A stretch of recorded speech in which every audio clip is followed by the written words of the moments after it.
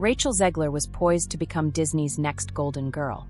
Personally chosen by Steven Spielberg for the lead role in West Side Story, she quickly rose to fame and was soon cast as the star of Disney's live-action Snow White remake. Her career trajectory was accelerated in a way most aspiring actresses could only dream of.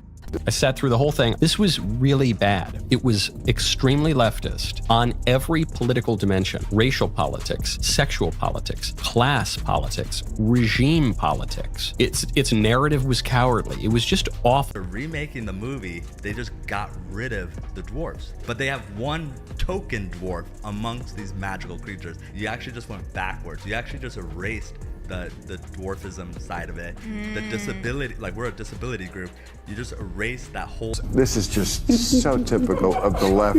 The progressives always finding a way to find their way back to doing something not progressive. Have they ever thought about maybe like a little bit of like, I don't know, vulnerability study, opposition research, that sort of thing, before you go and hire some Zoomer who's a lunatic? But here's the thing, talent might open doors, but attitude can slam them shut just as quickly. What began as a fairy tale rise has unraveled into one of the most turbulent downfalls Hollywood has seen in years. Behind the glitz and red carpets, insiders are revealing a far less flattering side of Zegler. One marked by ego, entitlement, and a trail of tension left on nearly every set she's worked on. Controversy in Snow White. The dwarves have been eliminated in the live action. Yeah. Now it's Snow White and the 7 magical beings. Wait, it's 7 and the magical beings? Yeah, They won't even say magical and the 7 beings. dwarves? No, because they're not dwarves. For right now, that's the only jobs that are there. Doing catastrophically. They spent $300 million and it currently has a 2.2 out of 10 rating on IMDb. The movie has a major identity crisis. Rachel Zegler, like so many kids raised on TikTok, she's all for infantata is the only global solution. Rumors are now circulating that even Steven Spielberg, the very man who gave Zegler her big break, was so disillusioned by her behavior during West Side Story that he privately swore off ever working with her again. And just when it seemed things couldn't spiral further, they did. Disney's Snow White didn't just underperform. It crashed and burnt at the box office, reportedly causing such heavy losses that the studio had to put other projects on hold. At the heart of the storm, Rachel Zegler, the same actress who managed to alienate not just industry insiders but audiences too. Last week was a very big week, objectively a huge week. We had quite a few announcements. As first live-action film, which is Snow White and the Evil Queen. And that's me, I'm Snow White, which is so funny. No one on the right side of America can stand the star of this movie. She came out and she said, I apologize. Like, I went too far. But it wasn't. But according to insiders, it wasn't just audiences she pushed away. Co-stars, crew members, and even studio executives were allegedly rubbed the wrong way. This is the story of how Rachel Zegler's Hollywood fairy tale morphed into a full-blown nightmare, and how one of the greatest directors of all time may have been the first to sound the alarm. So let's rewind to where the downfall reportedly began. It's got extra musical numbers that are incredibly unnecessary that really add to that runtime, and let me go ahead and let you know that they're absolutely f***ing atrocious. Who wants a movie about true love? What kind of woman do we want out there seeking true love, Eliana? It's the outrage. Queen, playing the evil queen. It was pretty amazing. They say all you have to do to make your wish come true is let it echo, echo, echo, echo. It all started on the set of West Side Story. For most actors, landing a Spielberg film is a career-defining moment, a rare opportunity to learn from a legend and showcase your talent on the world stage. But according to multiple whispers from within the production, Zegler didn't treat it that way. It's awful, generic. Never mind that the lyrics make no sense at all. All you have to do to make your dream come true is let it echo. Is it like on a metaphor? And you know the saying, go woke, get broke, and Disney's going to lose money on this movie. And I believe it only made less than $1 million. They spent $170 million to make the thing, and it had the lowest opening, under $50 million, of any of these live-action Disney remakes that they've ever had. Broke out with this news, and I'm very, very, very excited and looking forward. Sources close to the production claim Zegler quickly gained a reputation for being difficult to direct, especially when it came to taking creative guidance. Spielberg reportedly had a clear vision for Maria, classic, heartfelt, and true to the spirit of the original. But Zegler allegedly resisted, pushing back hard in favor of reimagining the character through a more modern, self-styled lens. Interview 4. Hardcore. They're petrified of some kind of backlash. Now, I'm guessing that she's not married. I'm guessing that she doesn't have kids. The movie is a complete disaster, by the way. Rachel Zegler is extraordinarily woke, but she's woke in a way that's quite deranged. So apparently, according to them and according to the writers of Snow White, women can't even want to be in love anymore. Zegler reportedly argued that the role needed to reflect contemporary ideas of empowerment and independence. Now, pushing back creatively isn't always a bad thing, but challenging Spielberg on his own film was a bold move. And according to insiders, it didn't land well. The constant back and forth became so disruptive that some crew members described the set as tense and exhausting. Even Spielberg, famed for his calm, collaborative demeanor, was said to have grown visibly frustrated. So she comes off as an insufferable, whiny brat. Pretending like Rachel Zegler is the first of them all when she looks like Lord Farquaad in the film. There's a big focus on her love story with a guy who literally stalks her. Weird.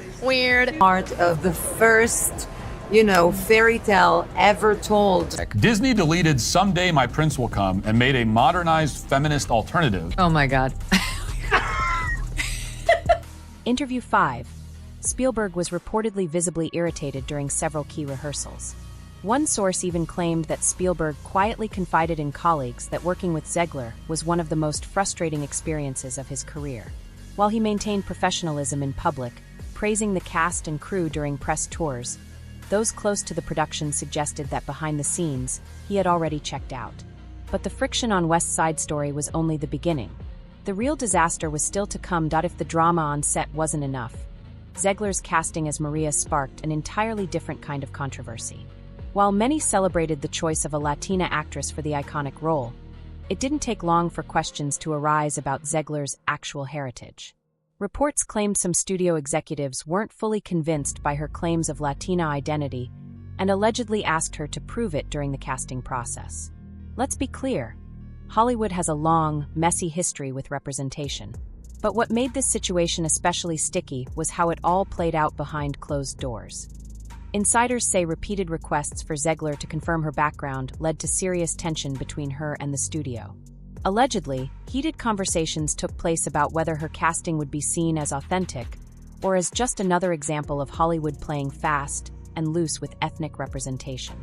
Zegler, instead of handling the situation with grace, reportedly doubled down, turning the conflict into a public spectacle by accusing the studio of questioning her identity. Whether those accusations were justified or not, the end result was the same: more drama, more headlines, and even more eyes on her every move.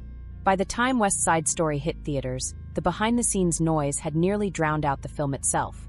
But as challenging as things were during that first chapter of Zegler's career, the real implosion was still ahead.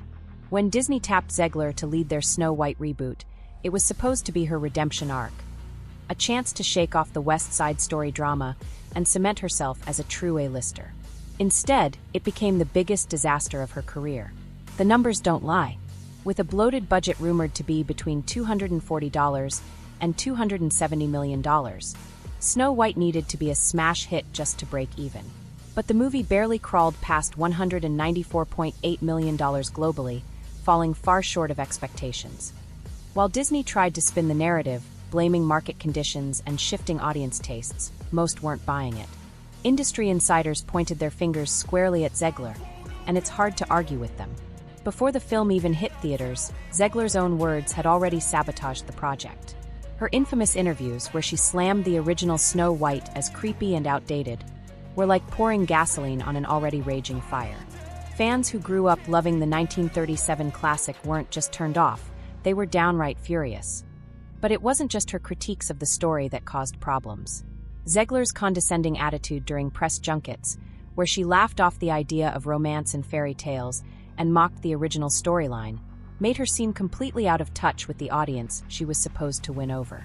Instead of building excitement, every new quote from Zegler became another nail in the coffin. As if the public backlash wasn't enough, rumors began circulating that even Disney execs were blindsided by how badly the film was being received. According to some sources, internal discussions were happening long before the release about whether Zegler was the right face to lead the studio's next generation of princess films. Turns out she wasn't. But the damage from Snow White didn't just stop at poor box office numbers. It had ripple effects across Disney's entire live-action pipeline. And what happened next sent shockwaves through the industry. If there's one thing you don't do when starring in a remake of a beloved classic, it's trash the original. But that's exactly what Rachel Zegler did, time and time again. In multiple interviews leading up to the release of SnowWhite, Zegler couldn't seem to help herself. Instead of embracing the magic and nostalgia that made But Zegler didn't stop there. Instead of embracing the magic and nostalgia that made the 1937 film iconic, she doubled down on calling it weird and creepy. She mocked the idea of a prince saving the princess, sneering at the storyline as if it were beneath her. One quote in particular became a rallying cry for angry Disney fans. "She's not going to be saved by the prince, and she's not going to be dreaming about true love." It was meant to be empowering, but for many fans it came off as arrogant. Let's be real. People didn't show up for SnowWhite expecting a lecture on feminism. They showed up for the fairy tale they loved. Instead, they got an actress who openly disrespected the very project she was hired to lead. Memes exploded across social media, YouTube critics went feral, and TikTok wasn't far behind, with creators racking up millions of views dissecting every condescending word that came out of Zegler's mouth. The backlash was brutal and relentless. But the worst part, she didn't walk it back. She didn't apologize. If anything, she seemed to lean into the drama, smiling smugly through the interviews as if she were somehow above the criticism. By the time the movie hit theaters, the damage was already done. Audiences had turned against her, and SnowWhite was being labeled a disaster before opening weekend had even wrapped. And as we all know now, that label stuck. But if you thought this was just about bad PR, buckle up. Because things were about to get even messier behind the scenes. As if trashing the original SnowWhite wasn't enough, Zegler's off-camera drama turned the set of the film into a powder keg of political tension. Rumors swirled that the set were divided, with crew members allegedly feeling caught in the crossfire as conversations off-camera grew heated whenever politics entered the room. Publicly, the studio tried to play it cool, keeping the cast apart as much as possible during interviews, carefully scripting joint appearances, and avoiding any chance of the two leading ladies going off the rails. But behind the scenes, word was that things got so uncomfortable that certain scenes had to be res hot or even avoided altogether to keep the peace.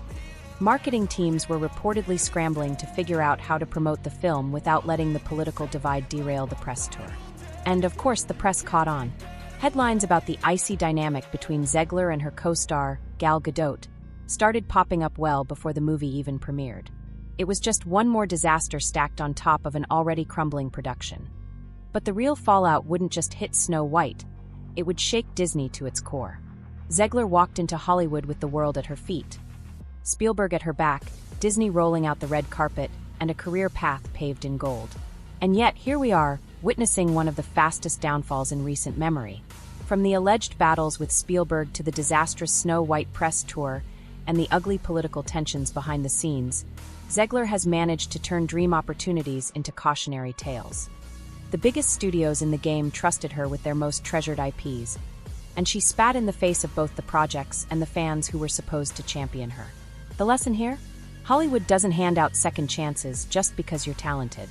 It doesn't matter how many awards you've won or how many standing ovations you've received. When you burn bridges with the people writing your checks and the audiences buying the tickets, you're done. Rachel Zegler's story isn't just about one flop movie.